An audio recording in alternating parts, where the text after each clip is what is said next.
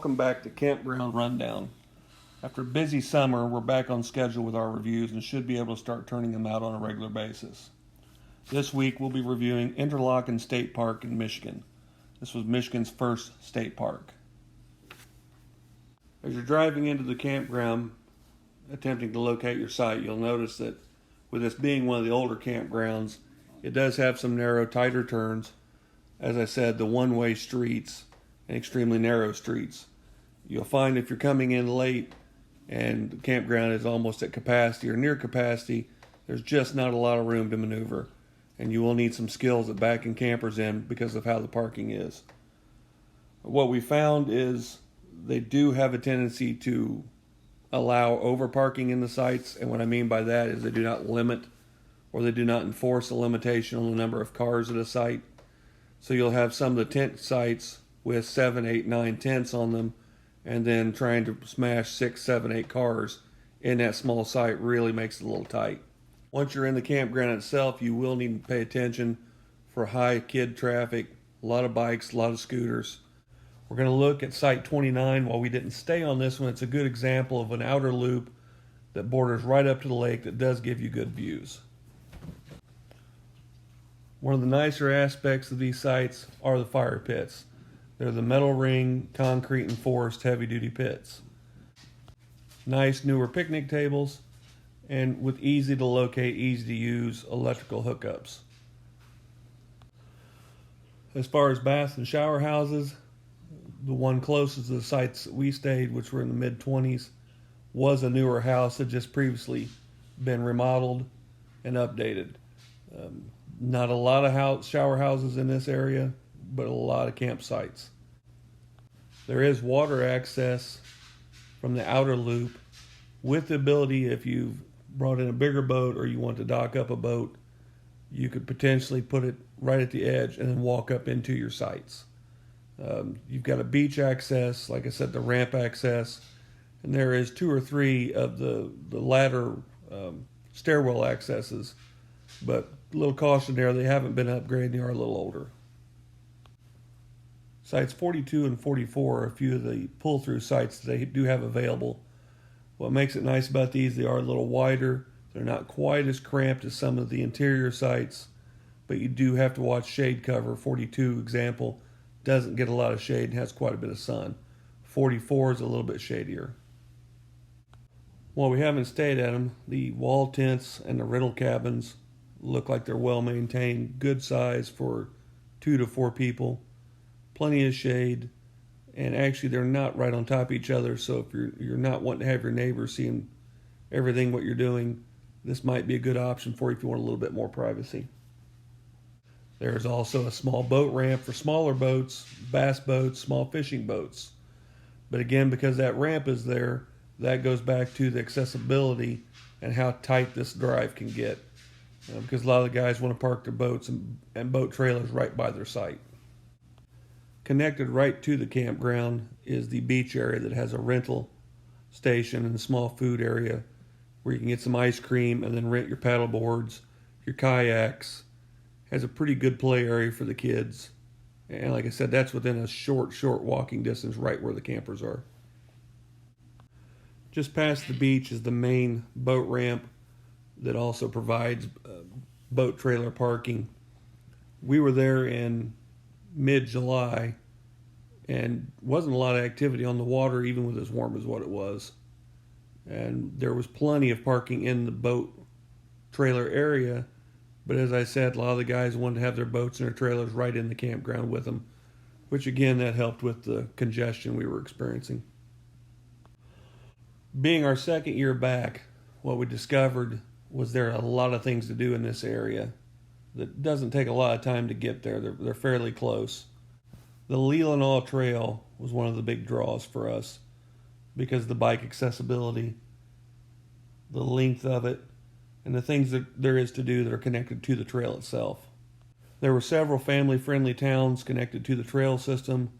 There was 1 or 2 wineries that offered tasting opportunities.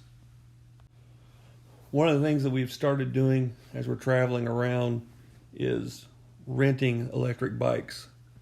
And since it's our second trip in Michigan, this is the third time that we've rented bikes. And we used a company called Riding Electric. Their link will be down in the description. This is by far the best experience we've had. Really new, nice equipment. The gentleman that helped us, I think, was actually one of the owners who came out and make sure everything worked well, make sure we were comfortable on the bike, gave us maps, talked us through everything. Just really a standout business right there on the trail. While on the trail system and in the area, we're going to leave a link below to several of the breweries, wineries, and putt-putts we experienced while we were there for the week. As we'll talk a little more in depth as we do the actual reviews at the end of the video, we will say that as this being our second time at Interlochen, we do not plan on coming back to this park. We do, however, plan on coming back to the area because we do like the Traverse City, Interlochen, Glen Arbor area itself, and all the opportunities you have to do things such as the Cherry Hut, the wineries, the trails that are available. We've done the day trip to Mackinac. That is definitely something that you need to put on the to-do list. We've also spent time up at Sleeping Bear Dunes. Again, we plan on doing that again. Just a lot of things to do in a short area. It doesn't take a lot of traveling once you are set up in a nice campground you're comfortable with. In doing the campground rundown rating system, we're going to start with amenities. Unfortunately, we're going to give them a 2.5. That's just a little bit better than a smoldering mess. The bathhouses, while newer, are very limited. Only 2 or 3 in this entire park, and it's got a lot of people, so it can get a little busy. The sites have electricity. The ones we've been on do not have water hookups, and there's a limitation to the amount of water accessibility in the campground itself. There's one main fill station when you first come in, and then there's a couple spots within the campground that if you've got the way to haul water or some long hoses, you can possibly refill if needed. Our site grades on the outer loops have been level. While we were in the inner loop, we found it to be off camber a little bit and did need some leveling. Again, the sites are a combination of a dirt sand mix. There are a few gravel sites, not gravel, but concrete sites that are more recent, and generally those are reserved for the handicap and the pull-through. There's one dump station that has multiple lanes right at the entrance to the campground. So if you're coming in on a Saturday or trying to leave on a Sunday, you're going to be in line. For accessibility, we're going to give it a 3. That's a campsite wood bundle. What we found is once you figured your GPS out and you've located the entrance, it's a nice wide, easy turn in.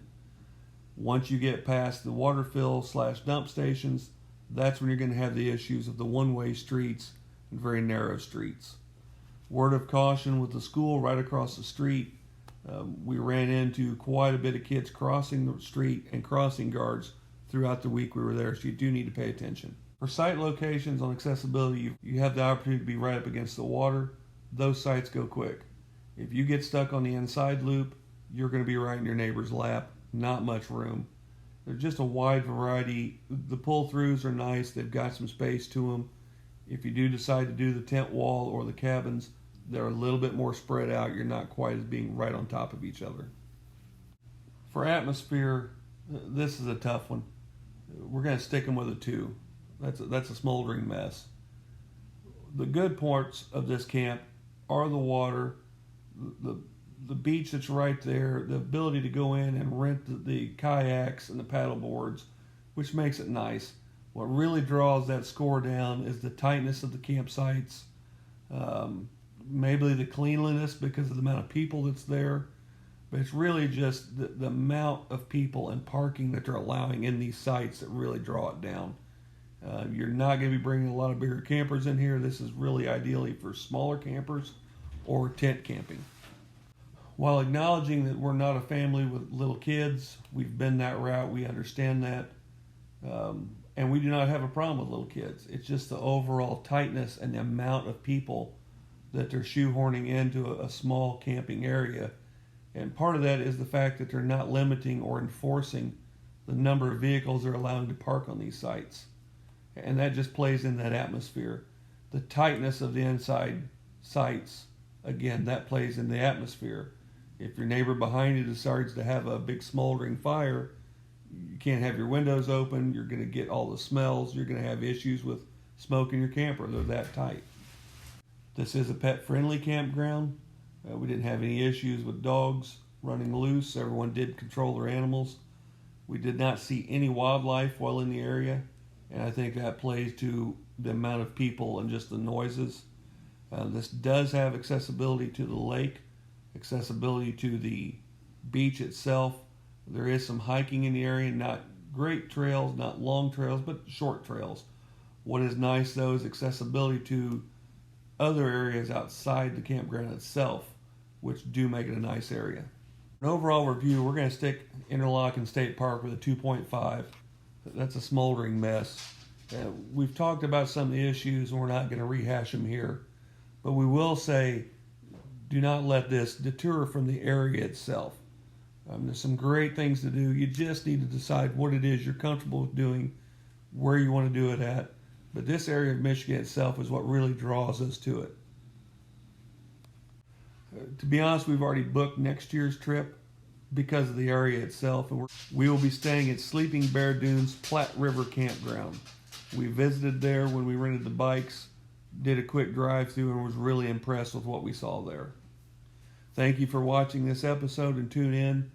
You'll notice in future episodes, other family members are going to be taking the reins and doing some of their own private reviews as we spread out around the country looking at our next locations.